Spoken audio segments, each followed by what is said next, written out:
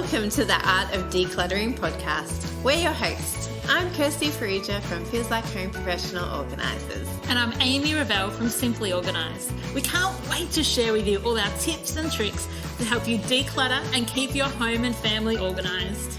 If you'd like to engage with the podcast further, you can find us at the Art of Decluttering on Facebook. Let's get started.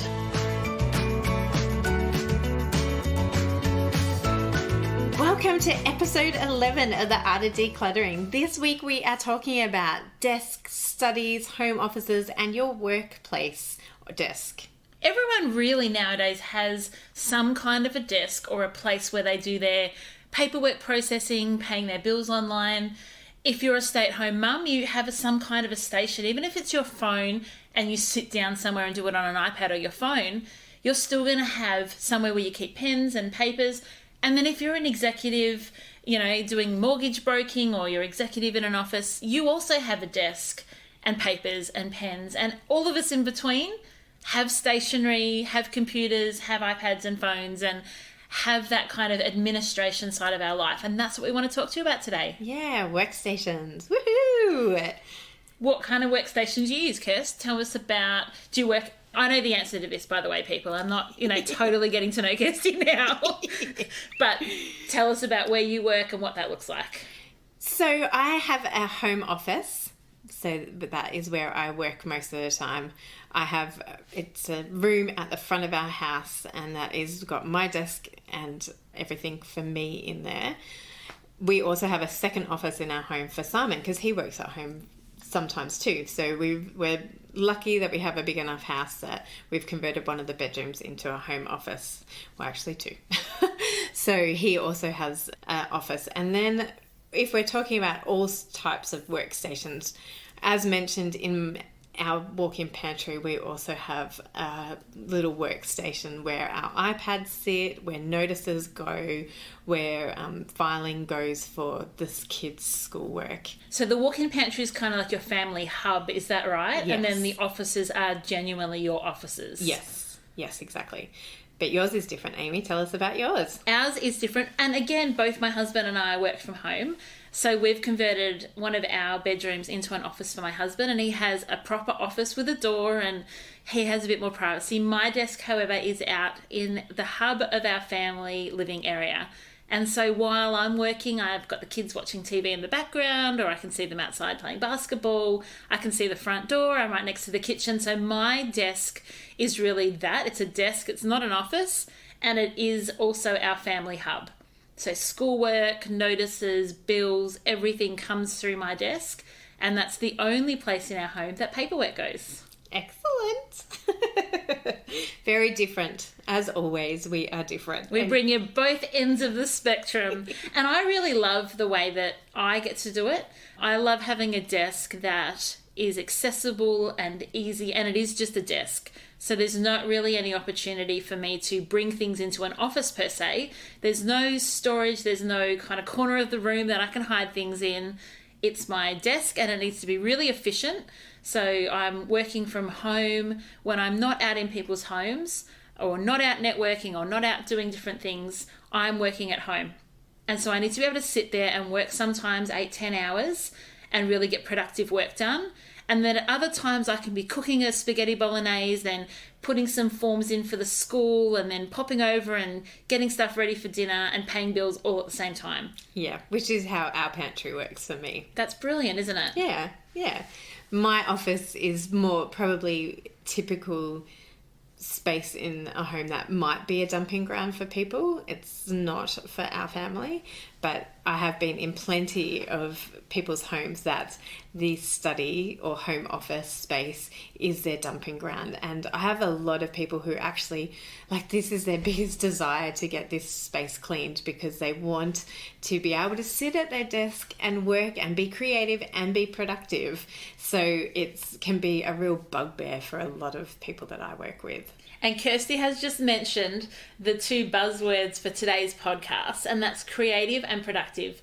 Because we were thinking about it, and those are really the two different functions that we want to perform while at our desks or in our home offices. There are times when we want to be creative and be thinking and dreaming and planning our businesses or planning what you want for your family, planning a holiday. And there are other times where you need to knuckle down and really get some productive work done, where you don't want interruptions, where you want to have everything at hand and get things done really efficiently. And so we want to talk to you about how to set up a desk in your office and your study to achieve both of those two different things, which actually require quite different parts of your brain and a different setup, really, don't they? Yeah. So I think for both of them, the first point of call for both functions is a clear desk. You need to have a clear space, and then if you're being productive, you can bring in the paperwork and you can bring in your notepad and you can bring in things. If you're being creative, you can get messy, but you need to have that clear space to be able to get messy instead of getting messy on top of things, which is frustrating. Kirsty, I'm having pictures. Back in the 80s, my dad used to work for Coles Myer, and the early 90s, and I'm just picturing his desk back in those days. And those desks were really cluttered. But the reason is because they had an address book, they had a business card folder, they had a fax machine, they had a printer, they had a big computer. But all of that stuff now for us is in one really slimline location, and that's our PCs and our laptops. So really there's not need for all of those extra accessories because everything has kind of been combined into this one. We don't even have telephones on our desks anymore because the telephone is part of the computer, is part of our handheld device. And so there is such freedom to really have a simple desk. It doesn't need to be big either. A simple desk where you've got the absolute essentials, good lighting, and then you can add to that as you need. So we were also talking before we hopped on air about how we would really recommend that twice a year, at least once a year, preferably twice a year, you step back away from your desk and really look at what your desk looks like with fresh eyes, because you know what it's like, and this applies anywhere in your house. When you see something often enough, you don't see it anymore.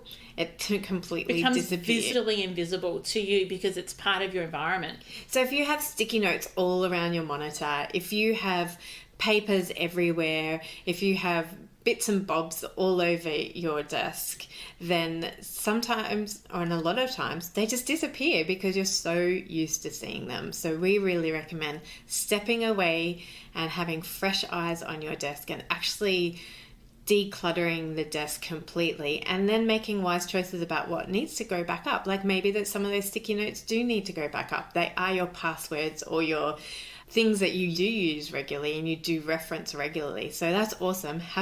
Put it back up on your monitor, put it back up on your wall, put it back up on your vision board, do whatever it is that you need to, but actually be very intentional about it going back, because there'll be things that you might have had a to-do list that's actually 4 years old and you've crossed off everything on that list, or maybe there's something on that list that you still haven't got to and you want to make it a priority now, but that 4-year-old list can go.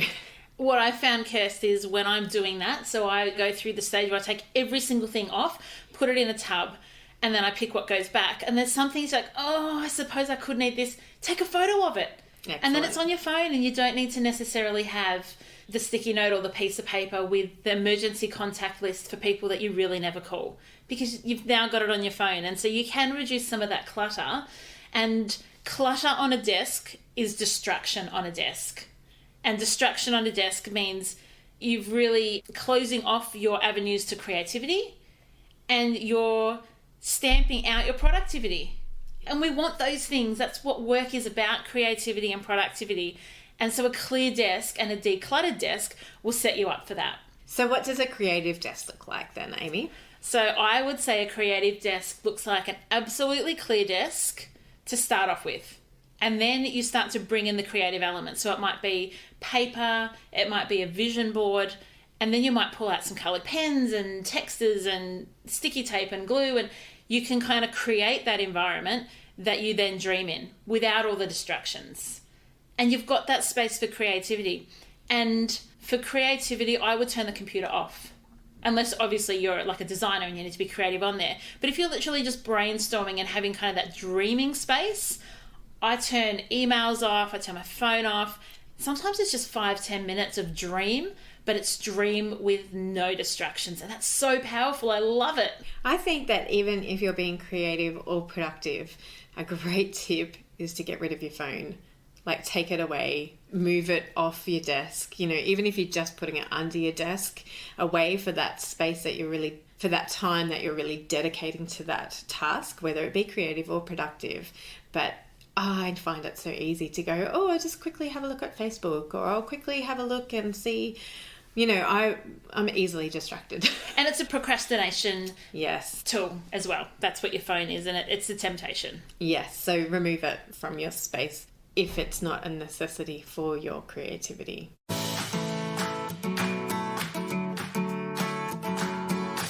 And what about a productive desk? What would a productive desk look like? What kind of things would we have on it? What would it feel like? So for a productive desk, I would have everything that you need on it to do that productivity. So if you are paying bills, have all the bills on the desk.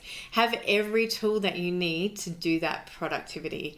Again, have the pens and the texters and the things that you need to do your productivity. And maybe that is the time to have your phone. Like if you're booking in appointments, if you're scheduling kids' activities, like if you come home and you've got the school calendar and you're wanting to make sure that you've blocked everything in for that term, when their grandparents' day is, when the book parade is, you want to put that all in your calendar, then yeah, sure, have your phone there. Have everything that you need to be productive. Any other tips? I just had a great revelation, actually. You did. I saw it, burst out of you. I just had this picture of when I do my BAS each quarter. And I don't keep any of my filing on my desk. That all sits in a bookshelf elsewhere. And I don't keep anything that I need for my BAS on my desk. But when I do my BAS, I gather everything. I sit down at my desk and it spreads everywhere. And I've got piles and systems. And I do not have to leave my desk for the entire time while I do my BAS, which can be quite complicated. So it's not a 10-minute job. Everything's there. The desk isn't decluttered, but it's organized. Do my BAS. Pack it all away and the whole job's done. Like, that's what productivity is about. It's about bringing every tool that you need to complete the job, doing the job without distraction, and then the key is putting all that away. If I did my BAS and then left my filing on one corner and left a pile of receipts elsewhere and left an email to my accountant open but not sent, that's not finishing the job. And so that then creates the clutter and distraction for your next job, and it ties over. So it's really good to finish that off. And next time you're wanting to be productive, you can just picture me sitting there happily amongst my BAS and doing all my tax. Because believe it or not, people, I actually enjoy that side of life. You are so strange. I am strange and I love it. But that's a really good tip to clear it all away, because this is where we become overwhelmed and we stop ourselves from actually doing what we need to do because we're like, I have to clean that desk and I can't be bothered right now. And so I'll just procrastinate some more. And so it is identifying those roadblocks in your habits that will stop you from actually getting the productivity done. And one of the roadblocks in those habits, Kirsty, is probably that people don't know where everything is they need in order to get the job done. Yes. So if I said to you, right now it's time to sit down and do your BAS, could you, within 3 to 5 minutes, grab every single thing that you needed for that quarter and do it? And that is great because that comes back to keeping like with like. So when you bring your tax receipts in or when you get receipts, it's having a home for everything and everything in its home and keeping like with like. So we need to all, because we're all on this journey together. It's not Amen. You and we haven't got all of it together. We are just like you. We just might be a little bit further down the road than you. It is keeping like with like and finding a home for everything. So have a home for your filing, have a home for your tax receipts, have a home for your school notes, have a home for calendar items, have a home for things, and that's when you will actually be able to quickly find everything that you need to do that one job. So how do you recommend people store their stationery, Amy? You are a stationery queen. I love my stationery. I don't have an abundance of it. On my desk, I have a little tub, a container, like a cup, that has all my pens, my scissors, and my ruler in it that I need every day. The other stationery I have on my desk that's it. That's all I have on my desk. Behind me, I do have some cube shelving, and in that I have adhesives, so sticky tape, glue, gaffer tape, all that kind of stuff. And then I also have a drawer in there that has erasers, scissors, sharpeners, USB sticks, things like that, highlighters that I don't use regularly, but it's just a reach around and grab for when I do need them. Excellent. I've thought of something else that I wanted to chat about. I wanted to chat about when you are decluttering your desk and your office space is to put things back into the space where they are meant to go. Because our desk can be a clutter magnet. So if you've got things that belong in your kids' room or belongs in with your partner or belongs elsewhere in the house, put it back, and don't use your study, your home office as a dumping ground. That is a procrastination tool. When things become cluttered, when areas become cluttered, it's actually a sign of you procrastinating, not finding a home for it, and not keeping it in its home. And I think the lovely thing about what we experience as professional organisers, we have organised so many studies between us that I don't know that we could keep count of it, is that we can actually come in and help you to experience that next level of freedom. And what that often does is unlocks the two things we've been talking about, unlocks your creativity and unlocks your productivity. So I work with a lot of artists and people that are designers and interior designers and graphic designers and fashion designers who have that really creative mind. And by setting up the structure around organising and how do we set up our office, they will tell me, oh my goodness, my creativity just went through the roof. Like, I had all these great ideas. I came up with these new patterns I never would have thought of. And then the other side of it is people who are very strategic and business-minded and A, B, C, D, E, what's that called? Like really linear thinkers. When we organise their desks, they say, I just locked in a new deal. I made this money. I did these things. So that productivity side is released. And so we get to see that. So if you're feeling actually like really stuck, maybe that is the chance for you to call out to either Kirsty or I and get that help getting you over that next burden and releasing you into productivity or creativity. Ooh, awesome. Love it. Okay, we would love to hear what you thought of the podcast, and we would love to feel free to tell us what you thought and ask as many questions as you need to over on our Facebook page, The Art of Decluttering. We have only scratched the surface of this topic, so please ask away and we will answer as many questions as you have. So please do that. And the other thing is we have a quick announcement for you to let you know that really, really soon we'll be releasing our new online course for our community. So we've had so much feedback and love from you guys that we wanted to be able to invest in you more, see you guys go to the next level, release you into freedom and joy from decluttering your home. So just keep that in the back of your mind. That is coming up. No specific details just yet. They will come out in the next few weeks, so just listen out for that. You can find out more information over at our website, which is theartofdecluttering.com.au. Yay! Thank you so much for listening today. We really challenge to you specifically is to go and spend 15 minutes right now going and just making a bit of a clear up on your desk. 15 minutes, set the timer. You'll actually be really amazed how much you can get done in that time. And then we'd love maybe to post a photo on our Facebook page of how that's looking now. Yay! Can't wait to chat to you next week. Thanks for joining us. Bye. Thanks for joining us. If you've learned something awesome today, do a girlfriend a favour and share this episode so she too can learn the art of decluttering. You can find me, Amy, over at simplyorganised.net or on Facebook at simplyorganisedpo. You can find me, Kirsty, over at feelslikeHome.net.au or on Facebook as Feels Like Home PO. Don't forget, you can see the show notes in your podcast app, so if there's anything you want more information on, then check it out there. If you love what you hear, we would really appreciate you leaving a review on iTunes, and you can always subscribe to us. We hope you've enjoyed listening and that you've learned some great tips and tricks to help you declutter and keep your home organised. We hope you have a great rest of your day and enjoy the freedom.